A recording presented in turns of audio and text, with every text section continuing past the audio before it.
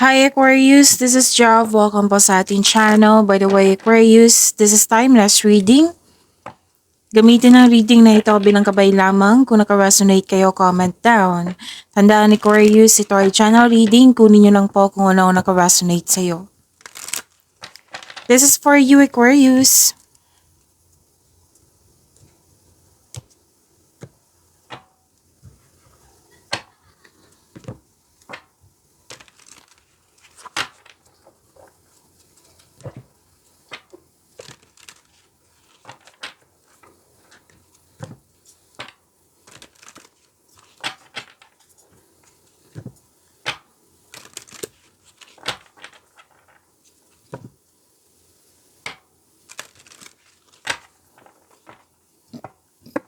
Excuse me, kailangan ko mag-burp. This is for you Aquarius.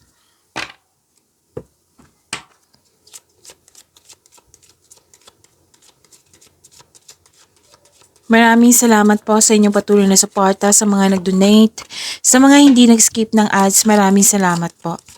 Sa mga hindi pa nag-subscribe, subscribe na po kayo at click bell notification para malaman nyo na may bago tayong video. Para sa mga gustong magpa-reading, comment po kayo ng personal reading. Again, comment kayo ng personal reading and check my reply sa comment section. Oh, harvest. Harvest time, Aquarius. Nakita ko dito na you have the power, authority, and protection. Sunod yung gusto mo. You're taking an action with courage. You have strength. May nag-uusap dito tungkol sa malaking negosyo, sa career and finances. May influence ng isang mother figure dito. Oo. At career stability, prosperity is yours. Claim niyo po. May dumating na opportunity or project na bibigyan mo ng long-term plans. Hindi lang to plano ha. Bibigyan mo po ito ng aksyon.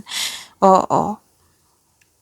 And yes, maraming orders, kliyente, customer, project. Pwedeng literal na harvest din to. Pwedeng yung naging fast moving yung product mo, pwedeng sweldo mo, pwedeng yun nga, yung serbisyo, binigay mo serbisyo, nagbigay ito ng, binayaran ka sa binigay mo serbisyo, yan. So, claim nyo po ang ganda.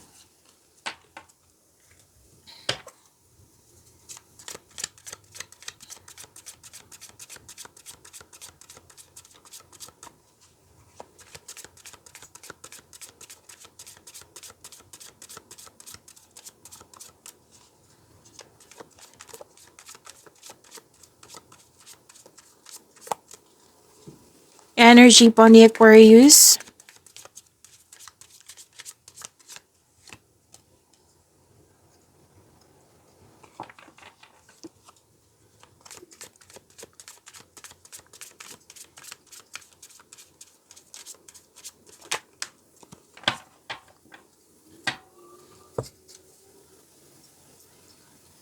Kung may napansin kayo na repeating message, yan po yung pinupush ng card sa inyo.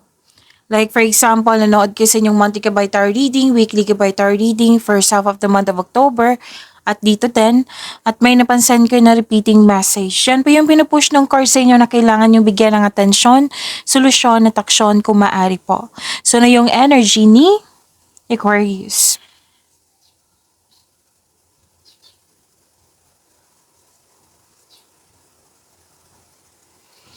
Emotional stability, empathy, may nahon kayo, very matured, mapagmalasakit, maari din, emotional. Nagsasat ka ng boundaries. Or guarded ka while being mindful of those around you. Kahit guarded ka, concerned ka pa rin sa kanila. At pwedeng may humihingi ng atensyon sa iyo, no? Kasi may nakita ko ditong concern. Pwedeng ikaw to, pwedeng siya na may concern sa iyo, pwedeng ikaw may concern sa isang tao. Na sabi kasi ng card dito na iparamdam mo sa kanya na may malasakit ka at supportive ka sa inyong connection.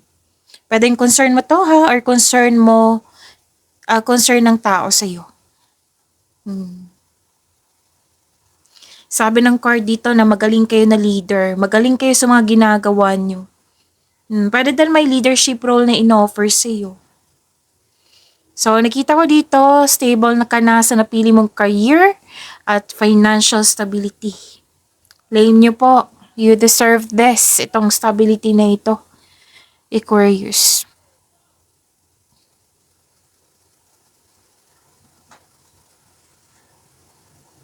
Pagkakaisa. You're making memories then.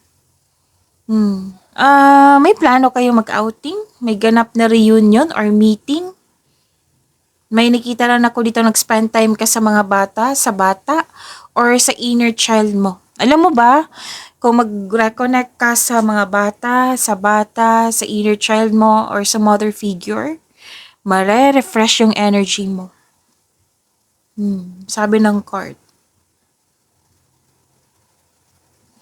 Some of you nag-spend time sa group of people, pwedeng sa family, old friends, oo. May pagpatawad na mangyayari. Pwede din na ipakilala mo na yung partner mo or kayo ang ipakilala sa grupo ng tao.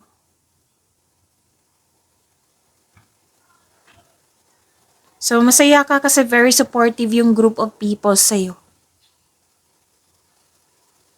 Pwede may date po, or may kausap kang isang tao na na-open up mo sa kanya yung about your past.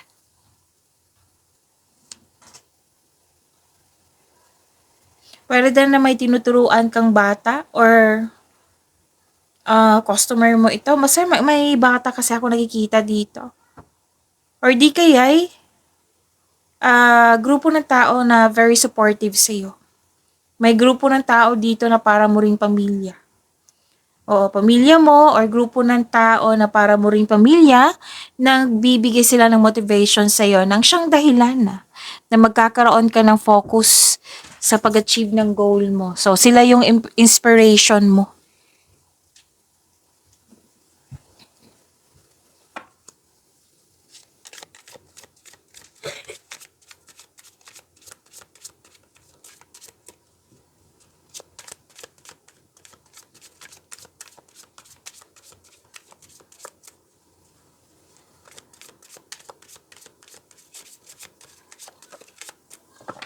This is about your career and money.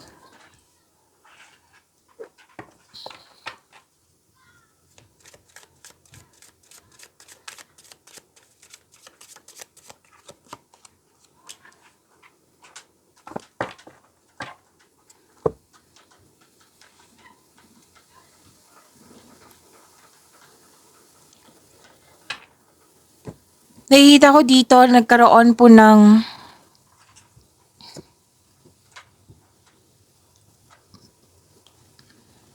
anxiety, pag-alala, or overthink. Pwedeng worried ka or stress. Pero nakikita ko naman dito na kakayanin mo. Nagpasya ka dito na you have to move forward. Nag-move forward ang ilan sa inyo. Kinakaya nyo ang sitwasyon. So may pag-alala, anxiety, overthinking, or overanalyzing. Ang sabi ng card dito, kailangan nyo po ng may kausap. Or di kaya kung may concern, kung may trust issue ka, pwede din, makatulong po yung journal or diary. Isulat mo yung mga nasa isip mo upang sa gayon maalis ito sa inyong isipan at mapunta sa pahina. So, ang advice ng card nyo dito, may change. Oo. Pero nagpasya ka naman dito na hindi ka na mag-overthink. How to stop overthinking? Bigyan ng solusyon. Kung hindi pa kaya, change the channel. Time for reflection ay kailangan and mindfulness skills. So, isuko nyo yung worries mo kay God. Hingi kayo ng divine assistance. And you have to move forward also. Okay? So, kung may mga gawain kayo dyan, malapit mo naman matapos. Sabi ng iyong card.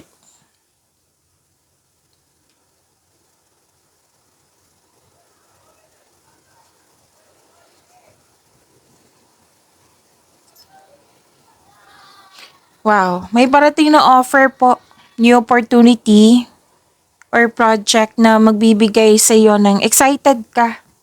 Ito yung sinabi dito, oh. Oo, na may dumating na opportunity na bibigyan mo siya ng long-term plans and very excited po kayo. Claim niyo po. Maaring yung kasamahan mo, boss mo, nag-offer sa'yo ng much needed support. Pwede din na pagtaas ng posisyon or sweldo, kita, allowance, yan. Kung feeling mo stagnant ka ngayon, isipin niyo po yung mga inspiration niyo sa buhay para ma-enjoy mo yung mga ginagawa mo.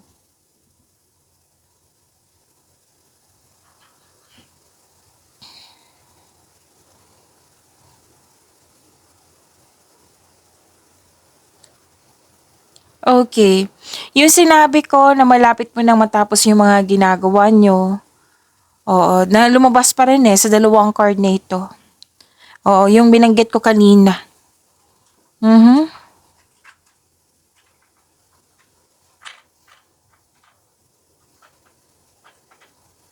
So, this is pwedeng nearing completion or completion of cycle ito. Ang sabi kasi dito, mawawala na yung mga blockages, mawawala na po yung mga hadlang sa pananalapi. May parating na biyaya na magbibigay daan ng mas maunlad na panahon. So, malaking biyaya to na makakatulong sa inyo para sa inyong kaunlaran. Kailangan nyo lang po na accept and learn the past situation. Ito ay pagtatapos ng isang mapait na sinapit. Nagaganap po ang pagbabago kung ikaw mismo ay tanggap ang pagtatapos na ito. Ang pagsuko na ito ay lumilika ng isang pakiramdam ng kapayapaan at pasasalamat. Kasi this is ending with new beginning. Ang ganda ng new beginning na ito. Kasi para to sa kaunlaran. Biyaya na may kaunlaran. Okay? So, claim nyo po. Kung may paulit-ulit na lang na concern, natapos na yan. Nabigyan mo na ng solusyon.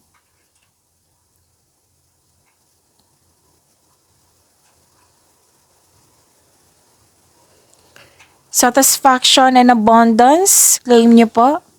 You have overflowing abundance. Successful and satisfied ka sa buhay. May natapos ka talagang mga ginagawa mo dyan na sobrang saya mo. Satisfied ka sa naabot mong completion. So, yes, may dito. Completion, recognition. For a job well done. May nakita kong promotion din, pagtaas na kita, sweldo, allowance, or posisyon nyo, which is nangyari kanina, di ba? May nangyari. Sinabi ko kanina, so naulit yung mensahe. So, different card siya, pero naulit yung mensahe. So, follow your intuition and honor your ideas kasi it will lead you to increase prosperity and abundance. This is abundance, ha? Claim nyo po, ang ganda. May advice ang card nyo dito regarding sa money nyo. Aquarius.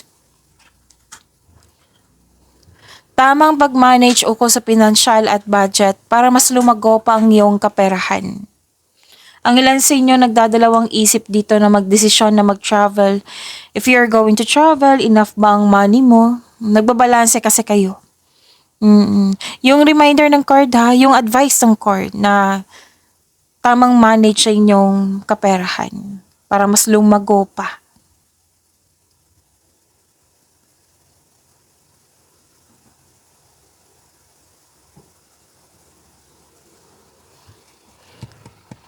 Nasunod yung gusto mo, ideas, plano, desisyon. You're very, may personal power kasi ako nakikita dito. Very confident ka na. It may mean may nararamdaman kasi ako na kakagaling mo lang sa rest or vacation. Ngayon ay handa ka na. Bumalik ka at handa ka na. Isa sa inyo. Okay. Isa o maraming aloko idea ang darating sa'yo.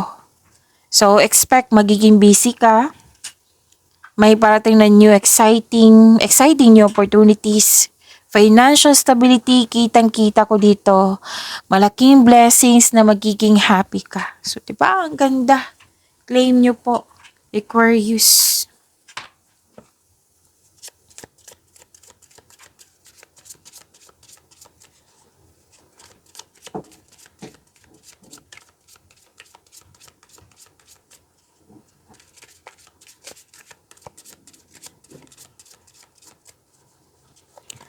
Love life, self-love, partnership, and romance ni Aquarius.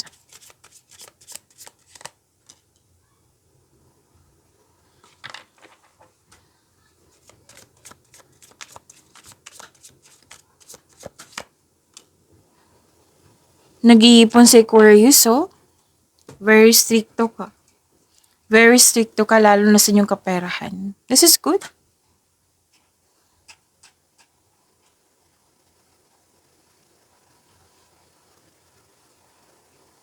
This is about your love life, ha? Self-love, partnership, and romance. Okay. Kayong lahat, single ka man, may relasyon sa buhay mag-asawa, na nagkaroon kayo ng sense of stability. Actually, binavalue mo yung ipon nyo na hindi ka madamot at the same time. Pero you're very strict talaga sa inyong naipon kasi may specific goal ka. You're saving money for the future. Kaya sobrang ingat mo sa kaperahan mo. Huwag mo lang daw kalimutan na bigyan ng pamper yung sarili mo. Kumbaga, yung like for example, sapatos mo, sirang-sira na. Yung araw-araw mo tong ginagamit sa work mo. So, deserve mo naman bilhan ng sapatos, bagong sapatos, yung sarili mo. Hindi ka naman lugi niyan, Aquarius. 'Di ba? Magagamit mo yan sa araw-araw. So, pamper yourself. Pwede din na bakasyon. Pwede din na yung i-treat mo yung sarili mo, yung gustong pagkain. Oo. Example lang yung mga binigay ko sa inyo. Basta po, pamper yourself. Huwag mo kalimutan na magkaroon ng panahon sa inyong sarili. Single ka man, marelasyon sa buhay mag-asawa. Kasi nakikita ko dito very hard worker ka talaga. Posible ngang may regalo, alok, or pamanang parating sa inyo. You're building stability, conserving resources. Magpapatayo ba kayo ng bahay? May structure kasi ako nakikita dito.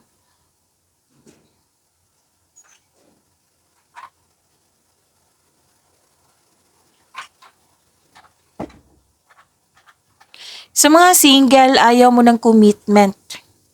May ibang maliligaw na friendzone mo or may natitipuhan ka pero mas pinili mo yung sarili mo. Kasi gusto mo mag-invest ng time for yourself muna. Oo, nag-decide ka dito hindi muna, focus muna ako sa sarili ko. Evaluate ko muna yung priorities ko sa buhay tapos, ayun. Okay, so nag-decide ka dito na gusto mo ikaw muna. Sa mga relasyon sa buhay mag-asawa, bakit naman ganito? Some of you to ha, huwag kayong maano. Oo, ayusin ko lang. May nakita kasi ako dito na nag-iisip ka kung worth it ba magstay kasi ilang years na you want growth, you want more. May gusto kang ma-achieve gusto mong makuha, gusto mong ma-achieve, gusto mong may mangyari. Okay, relasyon to ha or sa buhay mag-asawa. So, kumbaga, what I meant is, yung reading kanina, before tayo nag-reading sa tarot cards mo, di ba may sinabi ako sa inyo na, kunin nyo lang po kung ano yung naka-resonate sa'yo. Kasi sensitive to na message di ba? Nag-iisip ka kung worth it ba magstay kasi ilang years na. So, may gusto kang mangyari. Kumbaga, nagbigay ka ng pasensya pero nagka-question na. Okay? So, kunin nyo lang po ha kung ano yung naka-resonate sa'yo. Aquarius.